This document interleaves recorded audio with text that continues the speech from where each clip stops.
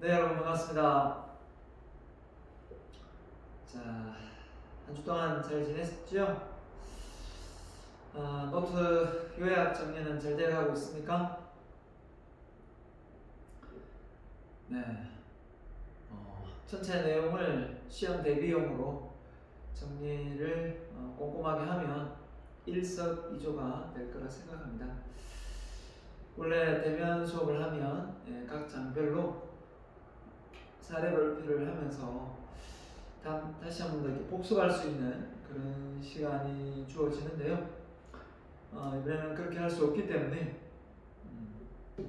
배운 내용을 여러분이 정리하면서 복습한다고 생각을 하면 좋을 것 같습니다. 그리고 지난번 여러분이 기업과 사회를 들은 사람이 많다고 했죠? 그런 것처럼 좀 마지막에는 좀 더 이렇게 좀 핵심적인 내용을 축약해서 정리 또 한번 해드리도록 하겠습니다. 네, 그렇게 해서 공부도 하는데 좀 어려움이 없도록 그렇게 할 거고요. 아무튼 수업 중간중간에 제가 이 내용은 참 중요합니다. 이 내용 정도는 이해하고 계세요 라고 좀 이렇게 많이 이야기를 했던 부분이 있을 거예요. 네, 그런 부분을 좀 집중적으로 여러분이 이해하고 있으면 좋을 것 같습니다. 자, 아무튼 오늘 뉴스 보니까 화이자에서 그죠? 백신이 90% 정도의 어떤 효과가 있는 백신이 나왔다 이런 말을 들었었는데 하루빨리 코로나가 종식되어서 정말 우리 기말고사 치를 때는 12월달 되겠죠. 기말고사 치를 때는 아주 마음 편히 포근하게 시험을 치를 수 있는 그날이 왔으면 좋겠습니다. 사실 코로나로 인해서 많은 취업을 앞두고 있는 또 이미 취업을 한 여러분도 있겠지만 대학생들이 많이 힘들어하고 있는 걸 보게 됩니다. 기업에서 일단 모집을 많이 하지 않으니까요. 힘들죠. 이겨내십시오. 저도 1998년, 97년 IMF 터질 때 저도 졸업을 했습니다. 그때 당시 많이 힘들었거든요. 그러고 나서 다시 또 대학원을 들어왔었는데 사람은 그런 것 같습니다. 인생을 살면서 그런 우여곡절을 많이 겪으면서 더 내공이 쌓이는 것 같아요. 그렇기 때문에 그런 걸 저는 위기라고 생각하고요. 그래서 위기는 반드시 기회를 동반한다. 이 말만큼은 머릿속에 새기면서 강의 임하고 또 직장생활, 사회생활 잘 해나갔으면 좋겠습니다. 자, 이번 시간에는요, 9장 기업의 사회적 책임과 기업 윤리, 기업과 사회 과목을 좀 배웠었으면, 자, 이 과목은 또 경영 원론에서 또 중복되게 되는 내용이 많기 때문에 쉽게 이 장도 이해할 수 있을 거라 생각합니다. 자, 기업을 운영하는 입장에서 보면 기업의 사회적 책임, 기업 윤리, 자, 이 부분이 예전에 없던 내용이고 또 내가 기업을 운영하면서 직원들 월급 잘 주고 복지 잘 하면 됐지 또 사회적 책임까지 이렇게 이야기할 수도 있겠습니다만은 기업의 사회적 책임이 이렇게 대두된 배경은 사실 우리 이 사회의 한 구성원에 소속된 그렇죠? 이 기업이지 않습니까? 기업, 주식장, 단체이기 때문에 이 사회의 영향을 주고받고 하죠. 주기도 하고 받기도 하고 그런 부분에서 나 홀로 열심히 해서 돈을 잘 벌었다 손치더라도 그에 따른 많은 이해관계자들이 포진해 있죠. 정부며 은행이며 공급자, 수요자, 다양한 뭡니까? 유통 단계에서 또 소매도 여기 해당될 거고요. 이런 이해관계자들의 어떤 그 보조 활동, 뒷받침이 없었다면 기업은 뭐 잘 될 수 없죠. 더 나아가서 이제 글로벌화되어 있으니까 외국에 부품이 들어오지 않아서 코로나 사태로 현대자동차 공정 라인이 멈추는 그런 걸 보셨지 않습니까? 일본에 그죠? 백색 국가로 지정하면서 우리나라를 반도체 부품이 공급되지 않아서 힘들어하는 삼성을 받지 않습니까? 그렇기 때문에 결국은 이제는 기업도 이렇게 말할 단계가 된 거죠. 홀몸이 아니다. 홀몸이 아니다. 많은 사람들과의 연계되어 있다라고 보는 거죠. 그죠?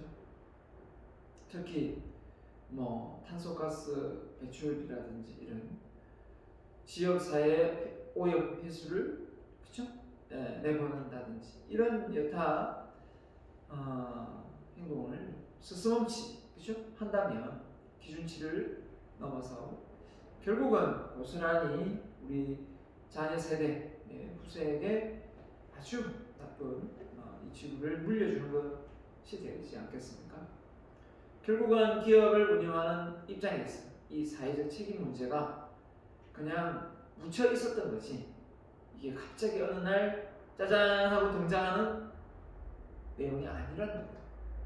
이미 실행에 옮기고 윤리라는 부분도 도덕적인 부분도 실행에 옮기는 그런 역할을 해야 되는데 어떻게 보면 뇌물 이런 거 그죠? 공공연하게 일어나고 또 파주기식 어떤 감독을 했죠. 저는. 왜냐하면 그 관리가 되었기 때문에. 그래서 하다 보니까 김영란법 만들고 여러 가지 법률적으로 제재를 가해서 또 계열회사의 어떤 문어발식 확장을 통해서 자기 계열회사의 지배구조로 그 회사를 관리하고 무늬만 어떻게 보면 독립된 어떤 법인체고 있고 사실은 모기업에 소속된 그런 역할. 그러면서 결국은 모든 수주를 그쪽으로 다 몰아주는 이런 편법 어떤 불공정 거래 시장의 자유경제체제 하에서 모든 거래가 오고 가야 되는데 그런 게 사실은 알고는 있었지만 우리가 그냥 넘어갔던 부분이 많죠. 그런데 왜 이제 와서 그런 부분이 거론되고 있느냐? 그만큼 이제 글로벌화되었고 투명화되었고 그리고 많은 정보를 갖고 있는 소비자층이 똑똑하게 감시 활동을 하고 있다는 겁니다. 그렇기 때문에 결국은 기업을 운영하는 입장에서 기업은 정말 투명하게 공정성 있게 그죠? 또 정당성을 기반으로 삼고 기업을 운영해야 되지 않겠는가. 그래서 이 장은 그에 맞는 우리 기업이 처해 있는 상황에서 사회적 책임, 기업 윤리 배워보도록 하겠습니다. 자, 그래서 전체 내용은요, 기업의 사회적 책임, 기업 윤리입니다. 자, 기업의 사회적 책임의 의미, 자 이게 정의를 내려놨는데 기업 활동으로 인해 발생하는 사회 경제 문제를 해결함으로써 기업의 아까 얘기했죠. 이해관계자 일반인들의 요구와 기대를 충족시켜줘야 하는 기업의 규범적 체계다. 직원들이 월급 받고 복지 혜택을 받고 이걸로서 이제 끝났다면 왜 그러면 예를 들면 현대자동차 만 직원들이 연봉이 1억이 넘고 그 밴드 회사들 그 밑에 소속되어 있던 많은 부품 회사들은 왜 연봉이 5천도 안 되느냐 직원들이 불공정하죠. 그 일은 똑같은 일, 비슷한 일을 하는데 결국은 그 대기업의 정직원이 되지 못했다는 그 이유 하나만 하청업체가 되어서 현대자동차에 소속되어서 일을 하지만 월급은 반도 안 되는 그런 사태가 벌어지는 거죠. 너무하지 않느냐? 이건 차이가 어느 정도 끝 차이가 나야지 차이가 너무 나지 않느냐? 이론 중에 공정성 이론이라는 게 있어요. 공정성 이론. 그게 뭡니까? 내가 어떤 일을 하는데, 내가 기여를 하는데 다른 사람과 비교해서 월급을 공정하게 받느냐? 너무 많이 받느냐? 너무 적게 받느냐? 공평하게 받느냐? 여기에 따라 직원들의 직무 만족도가 달라진다는 겁니다. 그 하청업체로 일을 하면서 일은 더 많이 하는데 월급이 적어보세요. 얼마나 마음이 힘들겠습니까? 그래서 정규직과 비정규직의 차이가 너무 나면 결국은 이 사회는 부익부 빈익빈 현상을 통해서 이 사회가 결국은 올바른 사회로 가지 못하게 되는 겁니다. 자, 그래서 어떻게 되나 이 기업을 운영하는 입장의 CEO 입장에서는 뭐 달갑지 않은 내용일 수도 있고, 또 기업의 CEO가 마인드가 내가 회사를 운영하는 이 회사는 내 것이 아니다. 직원들 여러분, 이해관계자들과 함께 윈윈해서 성장하는 기업이다. 이런 마인드만 자리 잡고 있다면 별 문제가 없겠죠. 별 문제가 없습니다. 하지만 그렇지 않고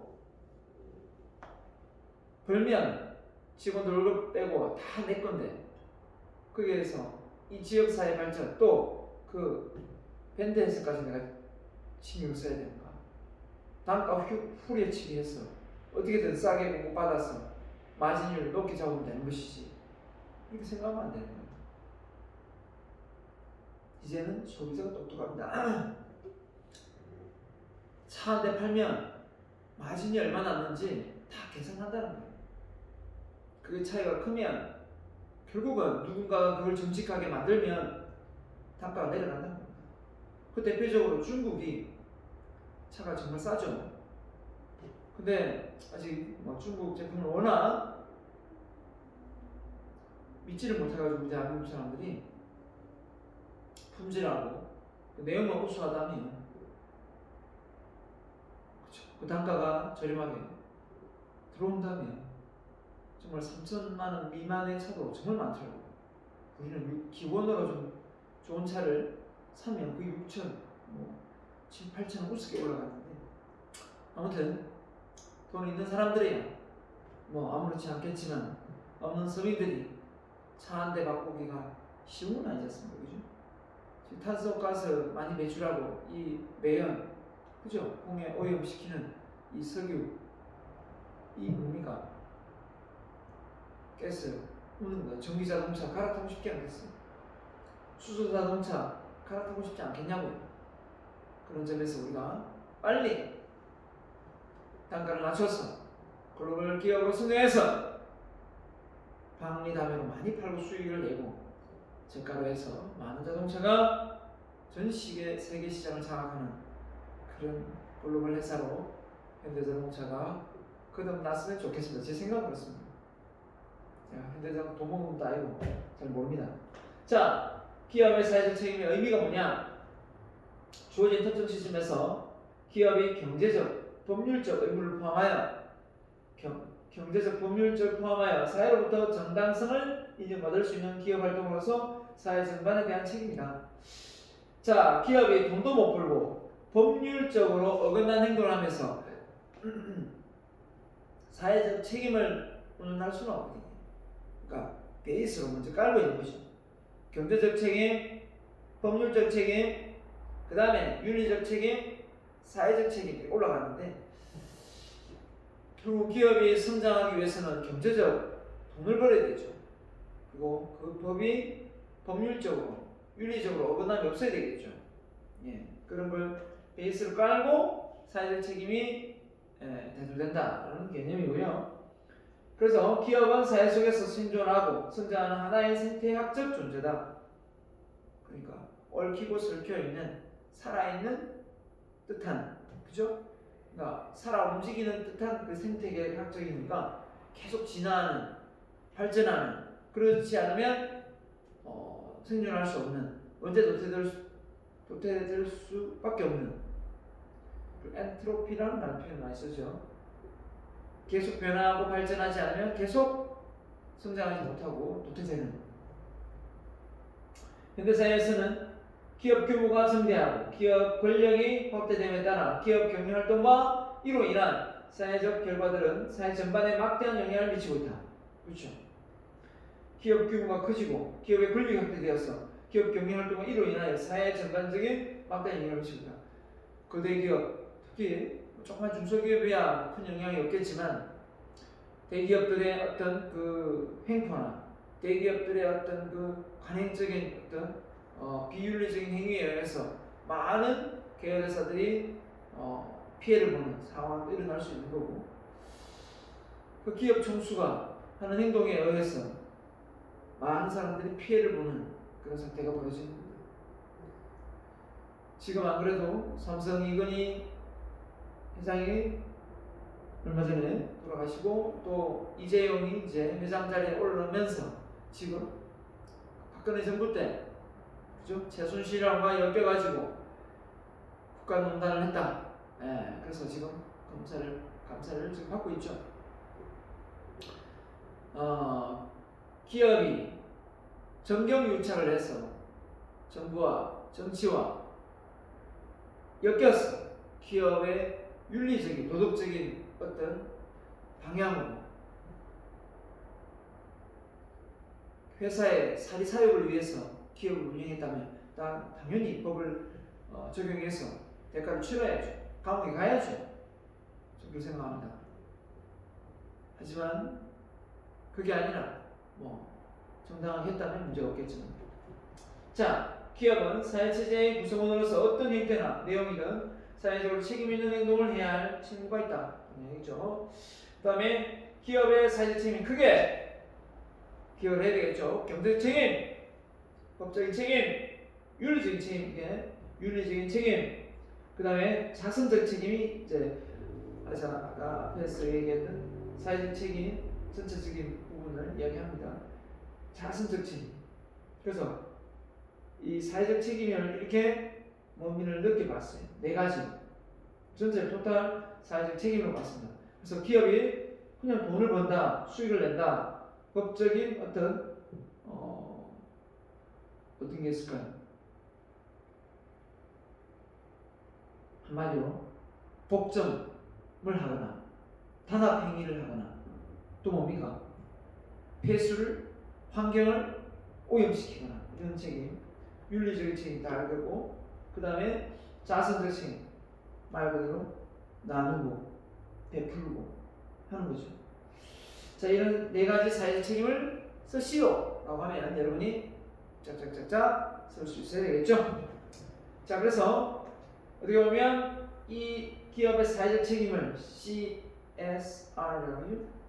자, 경제적 책임, 법적 책임, 윤리적 책임이 베이스로 깔려 있을 때 이 자선적 책임이 어떻게 보면 빛을 발한다 라고 볼 수도 있는 거고, 이게 기본으로 깔려 있을 때 이게 된다 라고 볼 수 있는 거죠. 빙산이 우리가 비유를 했는데요. 빙산이 보여지는 부분과 보여지지 않는 부분이 있지 않습니까? 보여지지 않는 부분이 훨씬 더 덩어리가 크다는 거 알고 있죠. 물론 아닐 때도 있긴 하지만 빙산의 경우 요만큼 한데 덩어리 위에 더 올라오는 경우도 있습니다. 자, 경제적 책임, 법적 책임. 근데 좀 딱 보는 순간 뭔가 좀 잘못된 것 같지 않습니까? 저는 딱 보는 순간 이 경제적 책임이 왜 밑바닥이고 윤리적 책임, 법적 책임이 왜 밑에 있을까? 그러면 돈을 막 벌면서 법적으로 이 단계에서는 윤리적으로 도덕적인 어긋나는 행동을 해도 된단 말인가? 이런 생각이 좀 들죠. 아까도 제가 서두에 말씀드렸지만 처음에 기업을 운영할 때는 지금 개발도상국도만 그렇게 하고 있을 겁니다. 뇌물 주고 받고 또 팔에 안으로 굽는다고, 그죠? 서로 아는 사람한테 수주를 주고 받고 이런 경우가 많거든요. 그걸 알고 있으면서도 법적 제재를 취하지 않고 그냥 넘어가는 어떤 관리해야 되는 그런 부분도 많았죠. 오죽했으면 김영란법을 만들었겠습니까? 그죠? 얼마 이상만 하고 얼마까지만 하고 얼마 이상은 하지 마라. 그건 뇌물이다. 이렇게 주장하는 거죠. 그게 시행되면서 진짜 서성에 난 여러분이 옷 한 송이 하나 주는 것도 좀 눈치 보고 아예 앉아요. 서로 안 주고 안 받고 그죠? 이렇게 되지 않습니까? 그런 것조차도 어떻게 보면 맞는 거다라고 할 수도 있고 또 정이 없는 그런 사회를 만든다라고 할 수도 있고 아무튼 그렇습니다. 저는 이 윤리적 법적인 책임이 밑으로 가고 그 다음에 경제적 책임이 위로 올라와야 된다 이런 생각을 가지고 있습니다. 자, 그렇게 이야기하는 내용이 뒤에 나와요. 우리 책임은 없지만. 그래서 환경 분류, 시장, 고객, 외부 환경이죠. 정치, 법률, 기술적 환경, 경제 환경, 윤리적 환경. 자, 이런 환경 속에 기업의 외부 환경을 통해서 기업이 운영되고 있기 때문에 기업은 전반적인 사회적 책임을 다할 의무가 있다라고 볼 수가 있다는 겁니다. 그래서 그 기업의 기술력으로 뭡니까? 제품을 더 우수하게 만들어낼 수 있고 경제적 환경 속에서 그죠? 윤리적 환경 속에서 정치 법률 환경 속에서 그 분방을 내에서 그죠? 시장 고객의 어떤 소비자의 트렌드를 맞춰서 운영을 할 필요가 있는 거죠. 그리고 그걸 맞추지 못하고 사업을 한다면 결국은 망하게 되는 거죠. 망하게 되는 겁니다. 자, 그래서 기업의 사회적 책임이 왜 중요해졌느냐? 자, 이 부분이 우리 책에는 없지만 참고 자료를 들고 왔습니다. 단지 일시적인 유행이 아닌, 맞죠? 일시적인 유행이 아닌 사회적 책임론으로 앞으로 강화된다, 맞죠? 그 다음에 기업의 소득 추구가 정부, 외부 이해관계로부터 그 정당성을 인정받아 사회적으로도 이익이다. 이 무슨 말이냐? 기업이 사회적 책임을 다하고 윤리적으로 법률적으로 그걸 잘 이행할 때 정부가 돈을 들여가지고 감시 활동을 하는 비용이 줄어들지 않겠어요? 감시원을 둘 필요가 없잖아요. 외부 감사, 회계 감사, 그죠? 감시 활동을 할 필요가 없는 거죠. 자, 그래서 기업의 운영 및 유지에 큰 도움을 준다. 기업의 이미지 차원이 좋아지죠. 그래서 삼성이 박근혜 정부 때 어떤 불공정 거래를 많이 해서 회사의 이익을 보기 위해서 뇌물을 많이 수수했다 이런 내용이 나오면 기업의 이미지 가치가 올라가겠습니까? 떨어지죠. 당연히 주가 떨어지고 피해를 고스란히 투자자들 보는 거고 그 제품에 관련된 제품은 또 안 팔리게 되는 거고 그렇습니다. 그래서 우리가 이런 윤리적인 도덕적인 이 법률적인 문제를 거론하지 않고 계속 내버려 두면 결국은 소비자가 큰 피해를 볼 수밖에 없는 부익부 빈익부 현상 일어날 수밖에 없는 그런 현실에 놓이게 되는 거죠.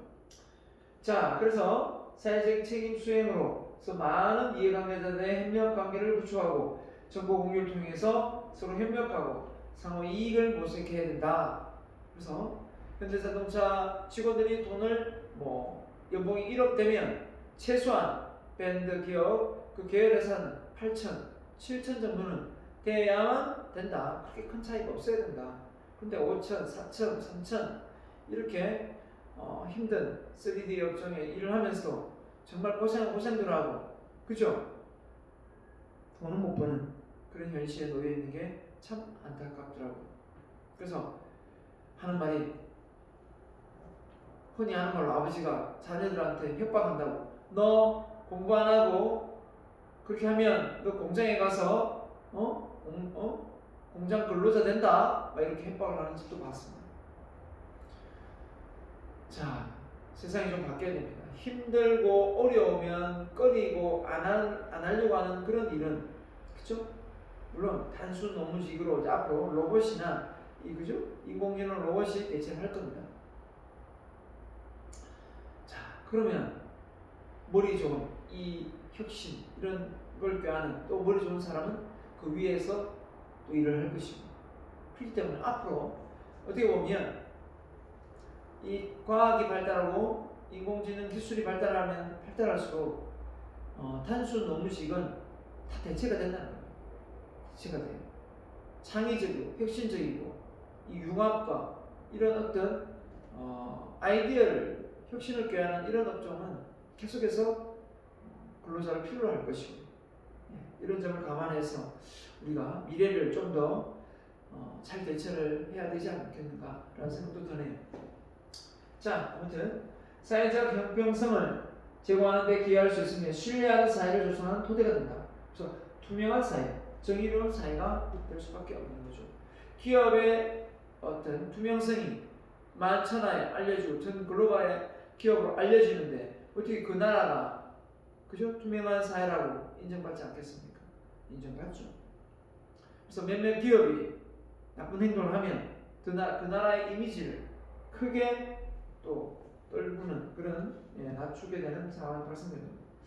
그래서 사회적 책임에 대한 관점에서 개방형 기업의 체계, 고객의 가치를 증명하는 투명성, 사원의 관계에 대한 투명성, 다 신뢰 투명성, 기업 윤리 투명성, 다 마찬가지. 주주, 지역사회, 협력업체, 사원, 고객 다 이해관계자들이었습니다. 이런 이해관계자들이 가치를 올리고 관계를 회복하고 신뢰를 회복하고 기업 윤리를 통해서 투명성을 회복한다면 그 기업의 브랜드 가치는 올라갈 수밖에 없고 발전할 수밖에 없겠죠. 근데 그게 아니라 어떻습니까? 이게 반대로 그렇죠? 투명하지 못하면 결국 그 기업은 망하게 되는 거예요. 자, 그래서 사회적 책임의 영리 추구, 법률적 준수, 그죠? 또 윤리적인 부분, 그 다음에 재량, 지역사회 선한 기업으로서 인식되는 부분이 되는 거죠.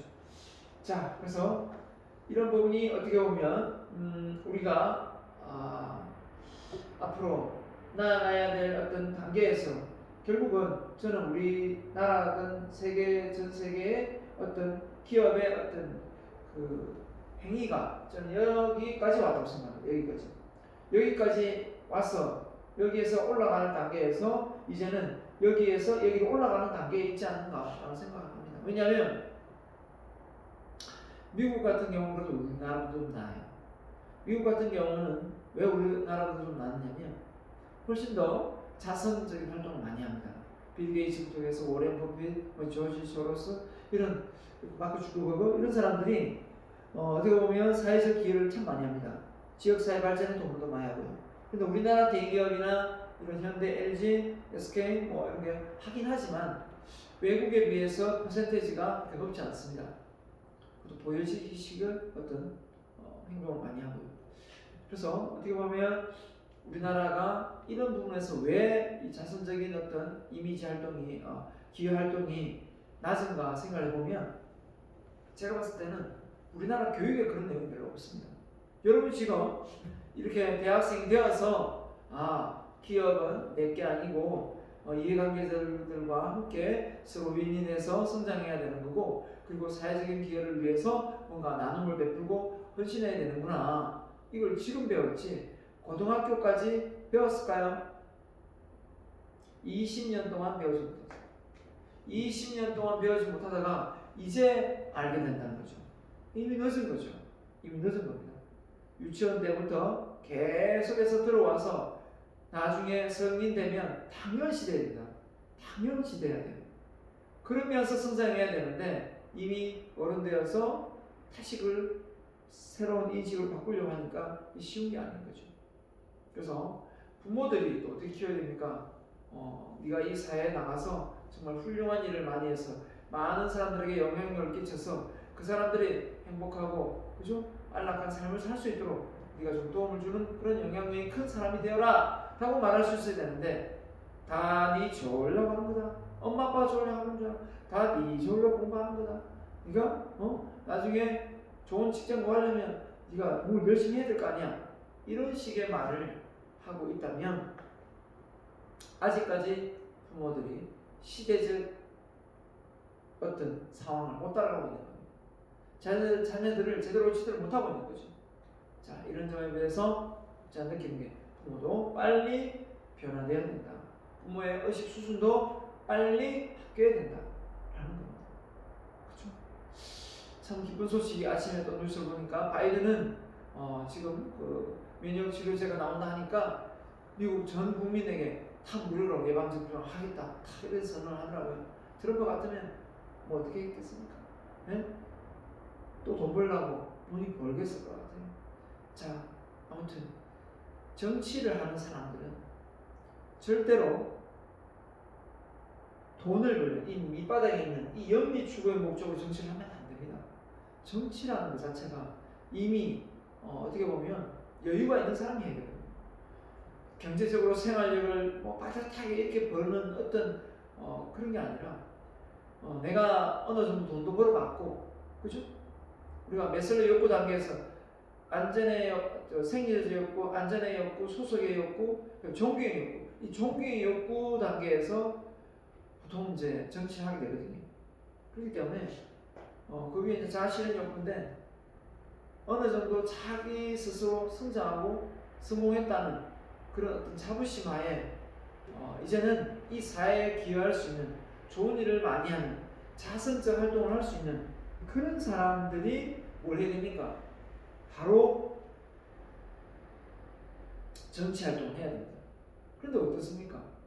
그런 사람들이 회사를 운영해야 돼요. 그런데 개인적인 이익을, 영리를 목적으로 사업을 하거나 정치를 한다면 어떻게 되겠습니까? 결국은 자기가 사는 땅 쪽으로 길이 나고, 그죠? 그렇게 되는 거예요. 그래서 정치인들이 뭐 국회의원, 그죠? 시장 정도 하면 자산이 갑자기 뭐 5배, 6배 막 뛰고 말이 돼요? 어떻게 했는지 갑자기 그렇게 월급이 얼마 된다고 그렇게 많이 뛰겠습니까? 절대 그 월급만으로는 그렇게 많은 자산을 불릴 수 없어요. 그만큼 어떤 새로운 정보나 그 영향력으로 어디를 투자하고 부동산을 올리고 그 다음에 영역을 또 확보하면서 결국은 이익을 보는 거죠. 서로 결과하면서. 그런 목적성을 가진 사람이 정치를 하니까 지금 나라가 저쪽 나가지고 맨날 여야가 싸우고 난리를 없어지는 거죠. 자, 국민을 위해서 일을 하겠다면 당리당략을 내려놔야 되는데 그걸 내려놓을 수가 없어요. 왜? 내 돈이 걸린 문제이기 때문에. 그래서 저는 생각합니다. 여러분이 앞으로 정치를 하고자 한다면 돈을 버는 그런 목적이 아니라 내 보증에서 돈이 나가는, 오히려 자산이 줄어드는, 자기 자산이 줄어드는 그런 상황에 놓여야 됩니다. 왜? 정치활동 많이 하다 보니까, 그죠? 많이 나누고 퍼주다 보니까 내 자산이 줄어드는 거예요. 자산이. 그런 사람이 바로 공정성 있게 국회를 운영하고 국민을 위해서 헌신하는 거예요. 그 사람이, 그런 사람이 뭐인데? 그런 사람이 꼭 S대를 나와야 됩니까? 그건 아니라고 봐요. 그런 마인드를 가진 사람은 저는 훨씬 더 존경받고 인정받고 더 잘 될 거라고. 근데 이번에 바이든이 그런 느낌이 좀 있어요.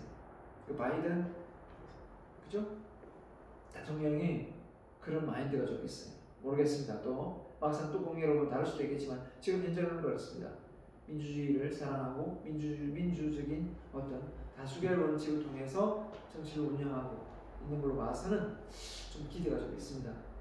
다음에 차기 대통령, 내년 또 대통령 선거지 않습니까? 우리 대통령, 그런 대통령이 좀 나왔으면 좋겠고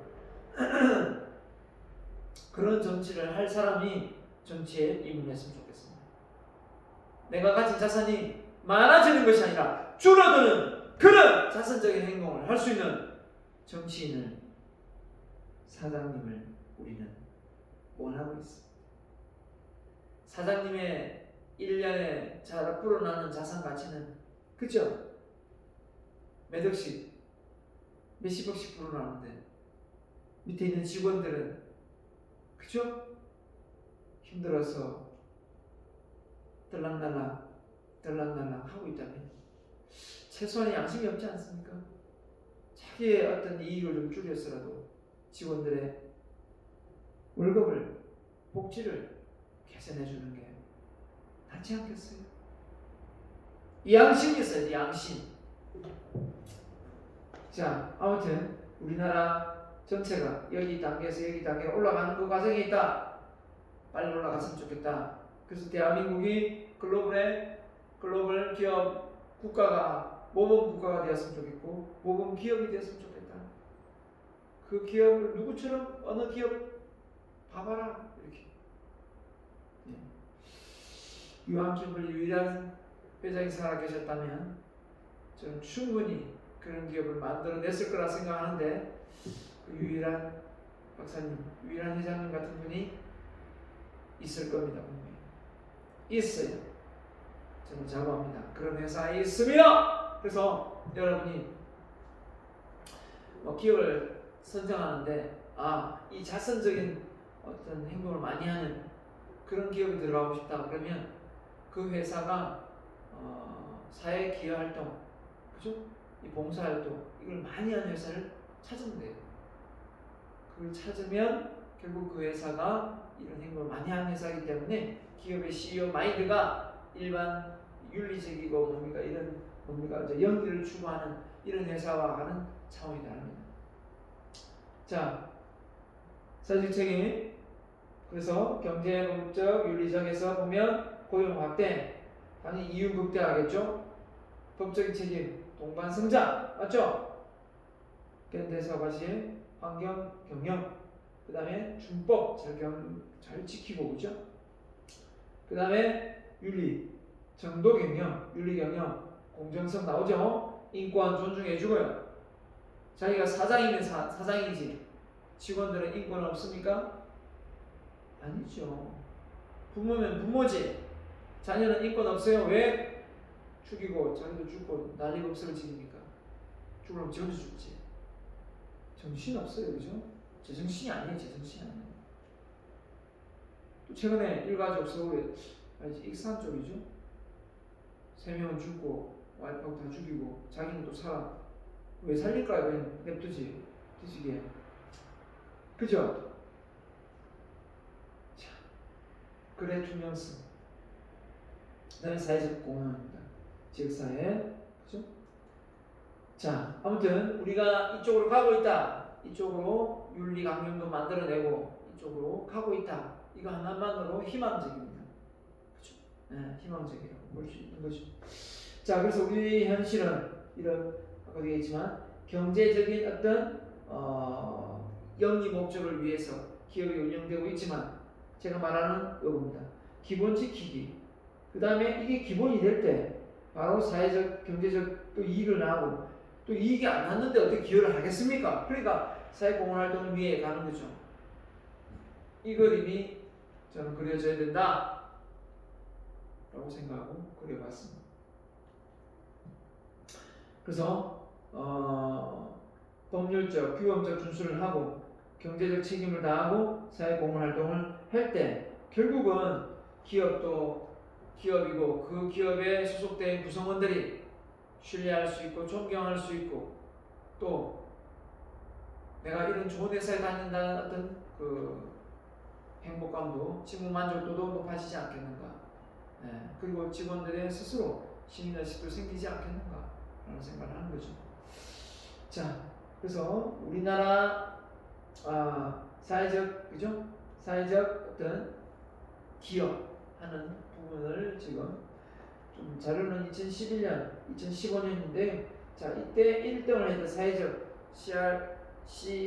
CSR이 높였던 기업이 1순위가 삼성전자에 그나마 LG전자, 반도체, SDI, 삼성전기. 와 삼성테크닉. 이야 삼성이 하나, 둘, 셋, 넷. 야 많았네요. 그죠? 근데 18년인가? 이게 왜 18년, 15년 돼 있죠? 15년 순위네. 순위 15년입니다. 2018년 100대 기업이네요. 15년 순위입니다. 15년 순위. 15년 때 1위가 뭡니까? LG, SK, LG, 삼성, 10입니다. 이때 삼성이 못 나갔나요? 삼성이 망했나요? 예, 아니죠. 아닙니다. 회장이 아파서 그랬나요? 병원에 있어서 그랬을까요? 잘 모르겠네요. 아무튼 확 바뀌었죠? 확 바뀌었습니다. 네. 자, 아무튼 그렇네요. 이게 이제 이 순위가 15년이가 이게 18년이군요. 그렇습니다. 18년이 완전히 바뀌어버렸죠. 15년에는 삼성이 그나마 두 개가 있었는데 맞네요. 2018년도에는 완전히 순위가 바뀌었어요. 바뀌었습니다. 그래서 아까도 얘기했지만 우리가 사회적 기여를 한다라는 것은 메슬러 욕구 단계 자기 초월 욕구에 해당된다. 자기 초월 욕구. 자기 초월 욕구라는 게 뭐냐? 내가 이루고 싶은 걸 이루고 나서 그리고 그걸 넘어서는 단계거든요.